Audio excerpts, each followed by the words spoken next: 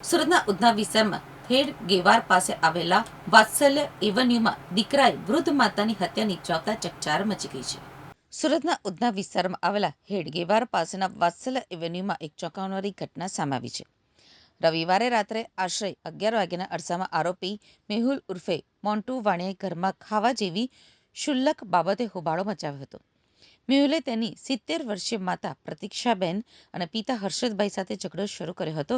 તેની ફરિયાદ હતી કે તેના માટે અને તેની દીકરી હિયા માટે જમવાનું કેમ નથી બનાવ્યું. આ નાની એવી વાત જોતજોતામાં હિંસક બની ગઈ હતી. આવેશમાં આવીને મેહુલે તેના પિતા હર્ષદભાઈ ઉપર હુમલો કર્યો હતો. ઝઘડો એટલો ઉગ્ર હતો કે મેહુલ તેના વૃદ્ધ પિતાનું ગળું દબાવવા લાગ્યો હતો. પિતાને તરફડતા જોઈ 70 વર્ષીય માતા પ્રતીક્ષાબેન પોતાના પતિને બચાવવા વચ્ચે પડ્યા હતા. પુત્રનો ગુસ્સો એટલો સાતમે આસમાને હતો કે તેણે પોતાની સગી માતા સાથે પણ ઝપાઝપી કરી હતી. મેહુલે પ્રતીક્ષાબેનને એટલા જોરથી ધક્કો માર્યો કે તેઓ છાતીના ભાગે નીચે પટકાયા હતા. જમીન ઉપર પટકાતાની સાથે જ પ્રતીક્ષાબેન બેભાન થઈ ગયા હતા. પરિવારજને તાત્કાલિક 108 એમ્બ્યુલન્સને ફોન કર્યો હતો, પરંતુ પેરામેડિકલ સ્ટાફે તેમને તપાસીને મૃત જાહેર કર્યા હતા.